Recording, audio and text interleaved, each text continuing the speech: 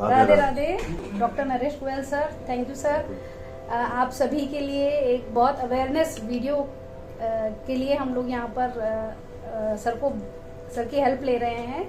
Sir आपको जानकारी देंगे और ये जो प्रॉब्लम है जिसके लिए सर हम मतलब आज ये वीडियो बना रहे हैं, जनरली ये प्रॉब्लम के लिए ये फीमेल से रिलेटेड है और जनरली लोग अनअवेयर रहते हैं इस प्रॉब्लम को लेके, या ज़्यादा इसके बारे में लोगों को अवेयरनेस नहीं है, इसको अवॉइड कर दिया जाता है जनरली, और इसकी वजह से बहुत जो प्रॉब्लम फीमेल्स को फेस करनी पड़ रही हैं, और ये है मेनोपॉज से रिलेटेड आज हम बहुत इम्पॉर्टेंट टॉपिक के साथ सर के साथ आए हैं।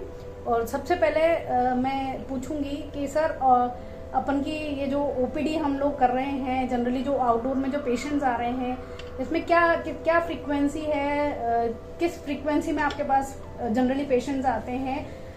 मेनोपॉज जो ये एज कौन सी है जिसके जो फीमेल्स आपके पास आ रही हैं मेनोपॉज की प्रॉब्लम लेकर, और इसमें क्या क्या प्रॉब्लम, ऑर्थोपेडिक प्रॉब्लम फीमेल्स को फेस करनी पड़ रही है? जनरली ये जो प्रॉब्लम फीमेल्स में चालू होती है 45 के अंदर, और ये अराउंड 50 इयर्स में ये ज़्यादा बढ़ जाती है। तब तक उनको पता ही नहीं चलता है कि क्यों हो रहा है। उनको जब तक मालूम चलता है तो वो बहुत सारे या तो कोई साइकोलॉजिकल उस फेज में फंस जाती हैं कि उनको कोई ऐसी बीमारी हो गई जो कभी ठीक ना होगा, या डिप्रेशन में चली जाती हैं।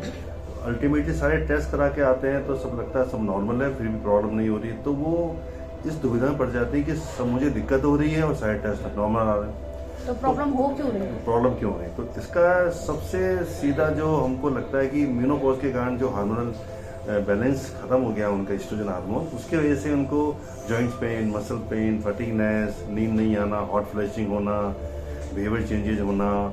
और इस उम्र सबसे बड़ी प्रॉब्लम क्या होती है, वो अपने आप को अकेला महसूस करती है, क्योंकि उस वक्त उनके बच्चे बड़े होकर या तो एजुकेशन के लिए बाहर चले जाते हैं या जॉब में लग जाते हैं, और हस्बैंड भी अपने बिजनेस में या ऑफिस में इतने बिजी हो जाते हैं कि उनका जो आपस में जो बोलचाल भी बहुत कम हो जाती है, अपने हिसाब से बिजी रहते हैं, तो उस चक्कर में उनका काफ़ी अकेलापन रहता है। मेरा ये एडवाइस है कि उस वक्त जो फीमेल आती हैं 50 के आसपास, वो इस फेज में होती है कि अगर वो कई बार तो बहुत ज़्यादा डिप्रेशन में होती हैं, उनको उससे निकलना बहुत ज़रूरी है।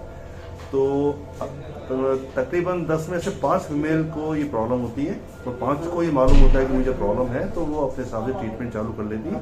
बाकी एक्सरसाइज वगैरह है जो कि मनीषा जी बताएंगे आपको बाद में। तो सर इसमें मेनली मतलब जो फीमेल्स को जो ये प्रॉब्लम हो रही है, तो इसके लिए उनको मतलब 40 साल के बाद क्या आप एडवाइस करेंगे कि उनको अपनी लाइफ में क्या क्या चेंजेस, जो लाइफस्टाइल है उसमें क्या क्या चेंजेस लाने चाहिए? जैसे मॉर्निंग में मतलब एक्टिव लाइफस्टाइल के लिए क्या, किस तरह की एक्सरसाइजेज उनको करनी चाहिए जनरली?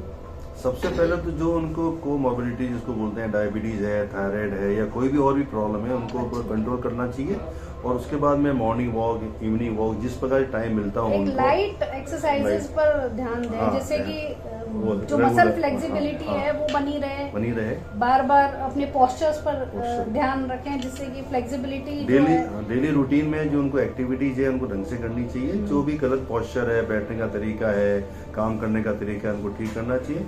और सबसे इम्पोर्टेंट चीज़ है कि उनको अपना एक ग्रुप बनाना चाहिए, जो उसके अंदर वो उनकी पुरानी सहेलियाँ भी हो सकती हैं, लोकल उनकी कॉलोनी की सहेलियाँ हो सकती हैं, जिसमें कि वो 1-2 घंटे सुबह के टाइम पे या शाम के टाइम पे वो निकलें, किसी बहाने अपनी मिलें, जिससे कि उस तरफ उनका ध्यान कम जाए जो उनकी प्रॉब्लम हो रही है। जब औरों से मिलेंगी तो उनको लगेगा मैं अकेले नहीं हूँ, मेरे जैसे सारी फीमेल्स हैं जो इस एज ग्रुप से निकलती हैं, तो सबको प्रॉब्लम होती है।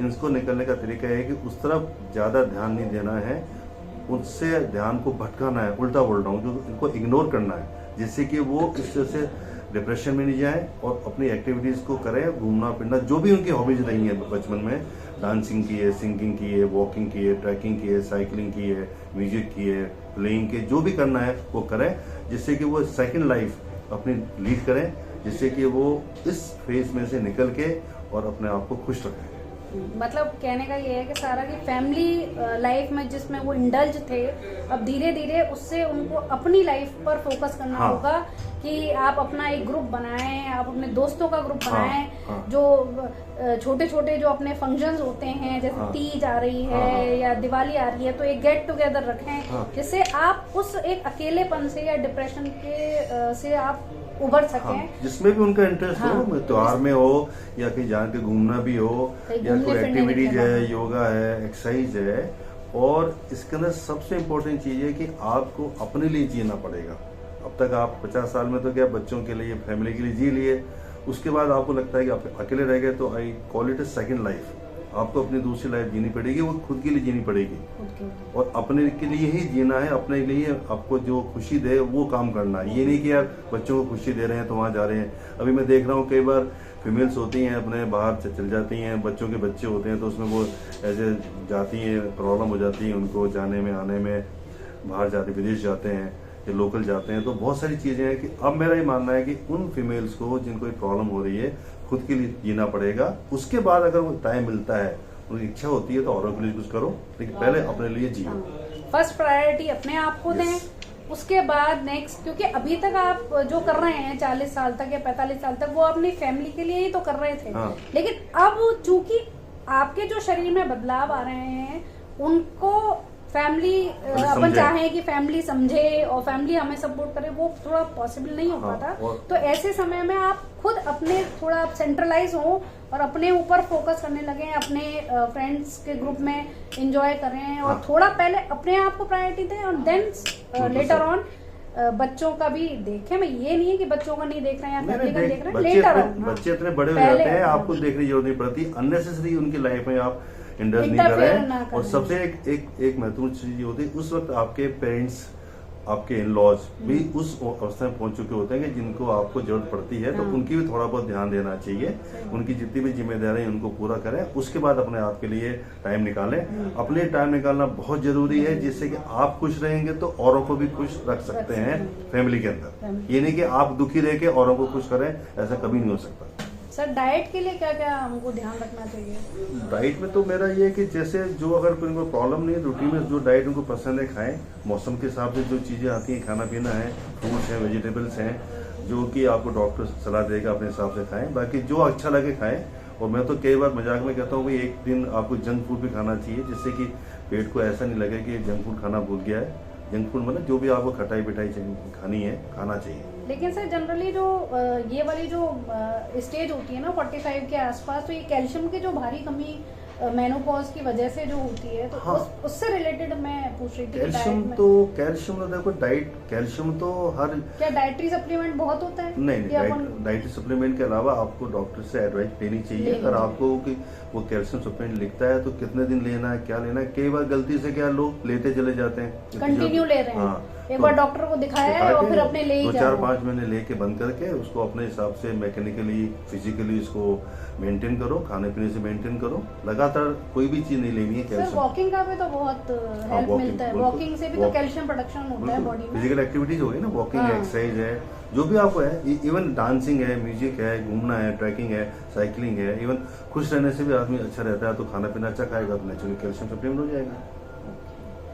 तो आपने देखा कि जो मेनोपॉज हो चुका है जिनका, या फिर जो मेनोपॉज की पेरी मेनोपॉजल उसमें चल रहे हैं, स्टेज में चल रहे हैं, उन लोगों को किस किस चीज को लेके अवेयर होना चाहिए। तो सबसे पहले तो वो रेगुलर एक्सरसाइजेस पे ध्यान दें, लेकिन हाई इंटेंसिटी वर्कआउट ना करें, क्योंकि अभी बॉडी में जो बदलाव आ रहे हैं उसमें हाई इंटेंसिटी वर्कआउट नहीं वो बॉडी उसको एक्सेप्ट कर पाती है। तो अपन को बॉडी की ये मसल्स की फ्लेक्सिबिलिटी के लिए हल्का मतलब लो इंटेंसिटी एक्सरसाइज रेगुलर करें, जिससे कि कैल्शियम प्रोडक्शन भी हो और आपकी बॉडी की फ्लेक्सिबिलिटी बनी रहे, ऑर्थोपेडिक प्रॉब्लम्स से आप बचें, जॉइंट पेन आपको ना हो। सेकेंड थिंग इज डाइट में आप जो भी सीजनल चीजें हैं उस पर ध्यान दें। कोई एक्स्ट्रा आपको डाइट का ध्यान रखने की जरूरत नहीं है। हाँ, ड्राई फ्रूट्स आप लें तो वो आपके बॉडी के लिए अच्छा रहेगा।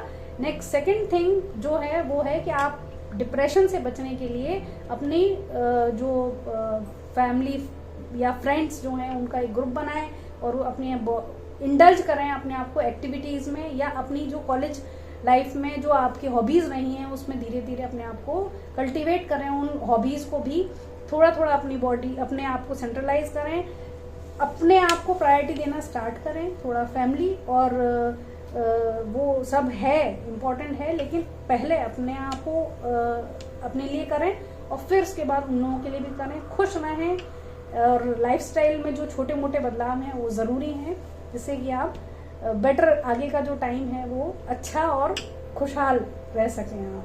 तो thank you so much sir, ये जानकारी देने के लिए थैंक यू सो मच।